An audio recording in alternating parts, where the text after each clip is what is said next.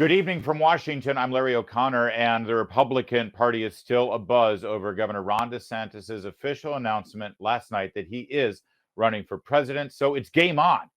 Well, what kind of president would Ron DeSantis make? Well, the best thing that we have to look at is what kind of governor he was in Florida. And joining us now to discuss that is someone who works very closely with him, Lieutenant Governor of Florida, Jeanette Nuñez. Thank you for joining us, Lieutenant Governor. Of course, great to be on with you. Thank you. All right, now, you know what everyone's saying. Well, of course, she wants him to be president because then she becomes governor, right? So you're pretty biased here.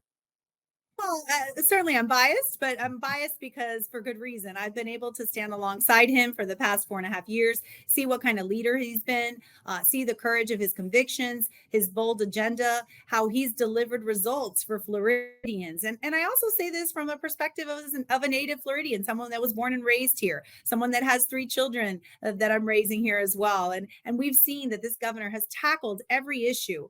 He has made sure that he is leading Florida. We're number 1 in net migration, people that are flocking from other states coming here to Florida, number 1 in business formation, number 1 higher education system in the country. So many accolades. And this is all a testament to his leadership, his courage, and certainly his agenda, which is an agenda I believe America is ripe for. And we're excited to see him bring this agenda and this bold vision for the United States of America. I think the COVID-19 shutdown drama and then the subsequent mask mandate, vaccine mandate, school shutdown drama, that was the defining moment for Governor Ron DeSantis' time as governor of Florida. And so he makes a very strong argument when he says, listen, I got the same advice from Anthony Fauci and the CDC that Gavin Newsom got, that Andrew Cuomo got, that Donald Trump got. We took that information, we took that advice, and we went in another direction. I would love for you to give us some insight into that thought process and how the governor made a very different, bold, and correct decision.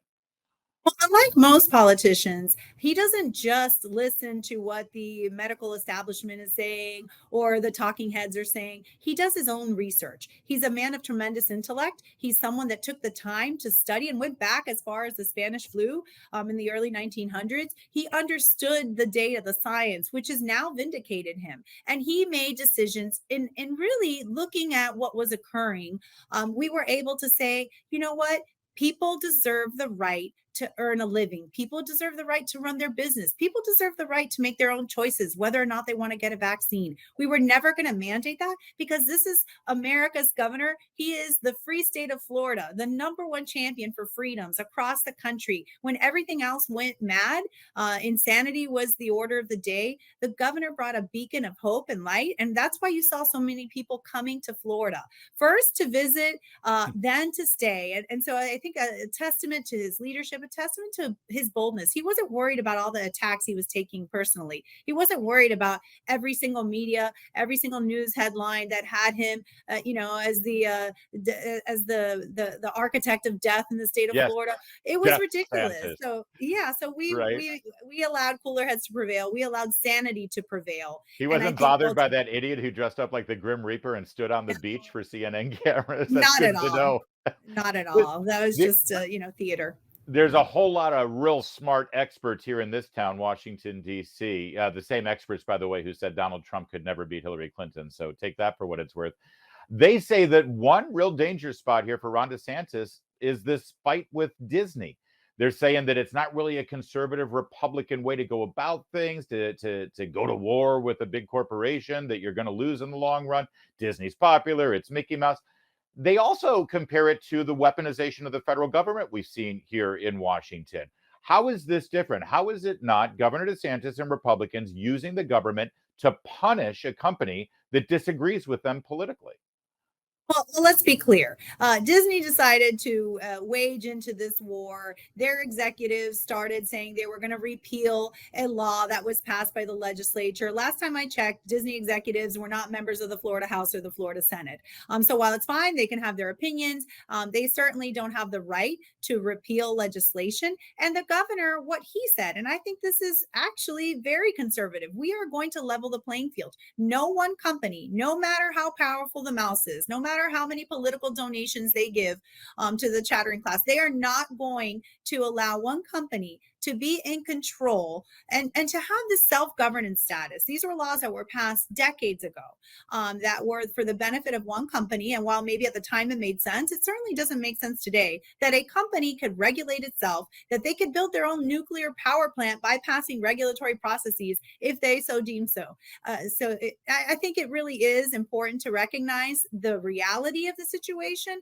This was leveling the playing field, making sure that no one company could exercise their political muscle and parlay that into privileges and benefits that nobody else in the industry, including their competitors, have. Lieutenant Governor of Florida Jeanette Nuñez, I've been doing a lot of research for this interview. I've been reading the New York Times and watching MSNBC. So let me ask you this point blank. How many teachers have been fired in Florida for saying the word gay? And how many books have you banned? Well, absolutely none. And I think, again, when you do your research and you don't listen to the corporate media and the radical ideologues, you'll see that what we've done is something that the vast majority of Americans, and in particular Floridians, believe with, no matter what your political persuasion is.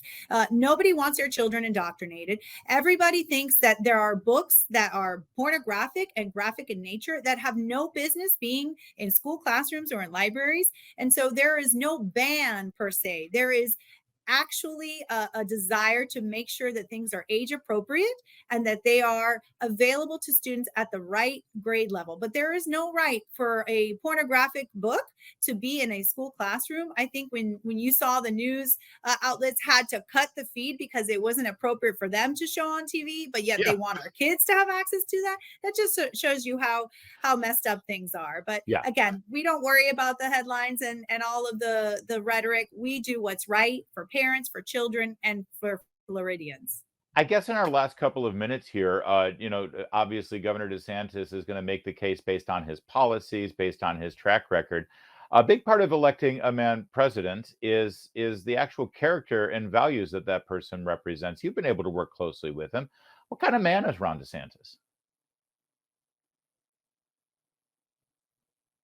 Country admirably. He is a veteran. He's someone that is a dad of 3 young kids. He stood by his wife, Casey, in one of her most difficult moments when she was battling breast cancer. And all the while he did so with the courage and convictions to make sure he was leading Florida. So I have no doubt he'll continue to bring that message of courage, that message of boldness, vision, and hope for America. We believe that America's best days are ahead of us. Ron DeSantis is a fighter through and through. He'll fight the woke mob. He'll fight the liberal media. He'll fight the radical left, and he'll continue to fight for you. And so that's why we believe Ron DeSantis is the most important candidate during this period of very pivotal time for our country. And so I'm confident that we will see President Ron DeSantis, and he'll bring the Florida blueprint to America and the path forward in our great American comeback. Well, I'll tell you, I think the biggest voices I'm hearing in opposition of Ron DeSantis making this announcement is actually coming from Florida, because a lot of Floridians want to keep him as governor. They have a point.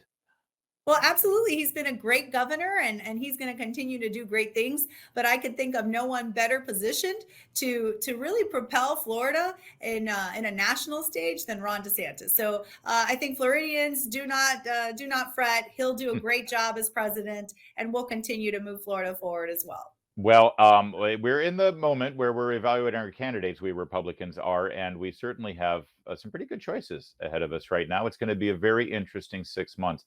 Thank you so much for joining us, Lieutenant Governor. There's more to come on O'Connor tonight. Keep it here. You're watching Salem News Channel.